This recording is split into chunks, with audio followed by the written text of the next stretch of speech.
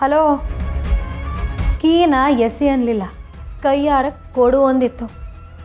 ಎತ್ಕೊಡೋ.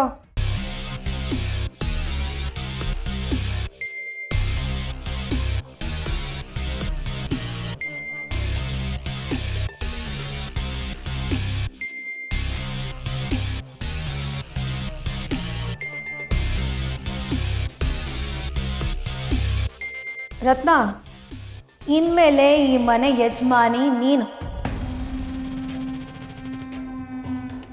ಕೀನ ಸೊಂಟಕ್ಕೆ ಸಿಕ್ಕಿಸ್ಕೊಂಡು ಈ ಮನೆ ತುಂಬ ಯಜಮಾನಿ ಥರ ಮೆರೆದಾಡು.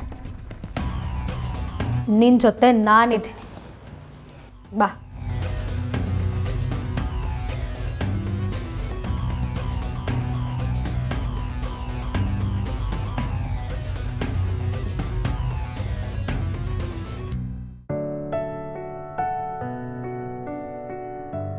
ಪಾರು,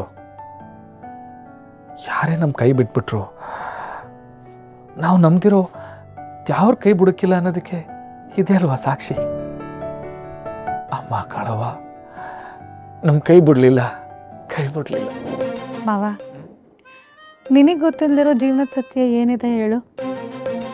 ಯಾರು ಸತ್ಯ, ನೀತಿ, ನಿಷ್ಠೆ, ನ್ಯಾಯ ಅಂತಿರ್ತಾರೋ ಅವ್ರಿಗೆ ಕಷ್ಟಗಳು ಜಾಸ್ತಿ. ಆದರೆ ಸೋಲಿಲ್ಲ. ಆದರೆ ಅದೇನೇ ಕಷ್ಟ ಬಂದರೂ ವಿಧಿ ಆಶ್ರಯ ಕೊಡುತ್ತೆ. ಪಾರು, ನಾನು ಹಂಗೆ ಯೋಚನೆ ಮಾಡ್ತಾ ಇರ್ತೀನಿ.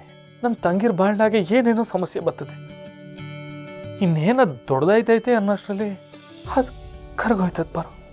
ಅಲ್ವಾ? ನನಗೂ ಹಾಗೆ ಅನಿಸುತ್ತೆ. ಪಾರು, ಇದೆಲ್ಲ ಒಳ್ಳೇದಕ್ಕಾಯ್ತಾಯ್ತು ಅಥವಾ ಇದ್ರಾಗ ಬ್ಯಾರೇನೋ ಆಯ್ತು, ನಂಗೆ ಮುಂದೆ ಗೊತ್ತಾಯ್ತಿಲ್ಲ ಪಾರು. ನಮ್ಮವ, ನಾವು ಯಾವಾಗಲೂ ಇನ್ನೊಬ್ರಿಗೆ ಒಳ್ಳೇದೇ ಬಯಸಬೇಕು. ಈಗ ನೀನು ಯಾವಾಗಲೂ ಇನ್ನೊಬ್ರಿಗೆ ಒಳ್ಳೇದು ಬಯಸ್ತೀಯಲ್ಲ, ಹಾಗೆ ನನಗೆ ನಮ್ಮ ಕುಟುಂಬಕ್ಕೆ ಒಳ್ಳೇದಾಗಬೇಕು ಅಂತ ಬಯಸೋದ್ರಲ್ಲಿ ಯಾವ ತಪ್ಪು ಇಲ್ಲ. ಈಗ ನೋಡು, ನಾವು ಜೀವನದಲ್ಲಿ ಪಾಸಿಟಿವ್ ಆಗಿದ್ದಷ್ಟು ನಮ್ಮ ಸುತ್ತಮುತ್ತ ಎಲ್ಲ ಒಳ್ಳೆ ವಿಚಾರಗಳೇ ನಡೀತಿರುತ್ತೆ.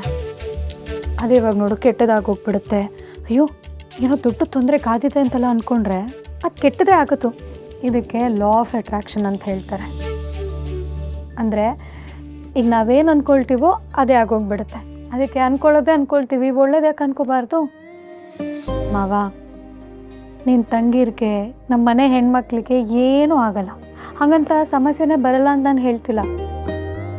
ಈ ಜಗತ್ತಲ್ಲಿ ಹುಟ್ಟೋ ಪ್ರತಿಯೊಬ್ಬ ವ್ಯಕ್ತಿಗೂ ಸಮಸ್ಯೆಗಳು ಬಂದೇ ಬರುತ್ತೆ. ಅದರಿಂದ ಯಾರೂ ತಪ್ಪಿಸ್ಕೊಳ್ಳೋದಕ್ಕಾಗಲ್ಲ. ದೇವರಿಗೆ ಎಷ್ಟೆಲ್ಲ ಕಷ್ಟ ಇತ್ತು ಅಂತ ನಾವು ಪುರಾಣದ ಪುಣ್ಯಕಥೆಗಳಲ್ಲೆಲ್ಲ ಓದಿಲ್ವಾ? ಹಂಗಿದ್ಮೇಲೆ ನಾವೆಲ್ಲ ಯಾವ ಲೆಕ್ಕ ಮಾವ? ಹಂಗಂತ ಸಮಸ್ಯೆ ಇದ್ರೂ ಅದನ್ನ ನೋಡ್ಕೊಂಡು ಸುಮ್ಕಿರ್ಬೇಕಾ ಬಾರು? ಬರೋ ಸಮಸ್ಯೆನ ಧೈರ್ಯದಿಂದ ಎದುರಿಸ್ಬೇಕು. ಇನ್ನು ಯೋಚನೆ ಮಾಡಬೇಡ ಮಾವ. ನಮ್ಮ ರಾಣಿ ಆಗಲಿ, ರಶ್ಮಿ ಆಗಲಿ, ರತ್ನ ಆಗಲಿ, ರಮ್ಯಾ ಆಗಲಿ, ಎಲ್ಲರೂ ಖುಷಿಯಾಗಿರ್ತಾರೆ, ಚೆನ್ನಾಗಿರ್ತಾರೆ. ನಾನಿದ್ದೀನಿ, ಎಲ್ಲ ಸರಿಯಾಗುತ್ತೆ. ರತ್ನ ಹಂಗೆ ಮಕ್ಕಳಾಯ್ತದೆ ಅಂತ ಹೇಳೋದಲ್ಲ, ಸಾಕು ನನಗೆ.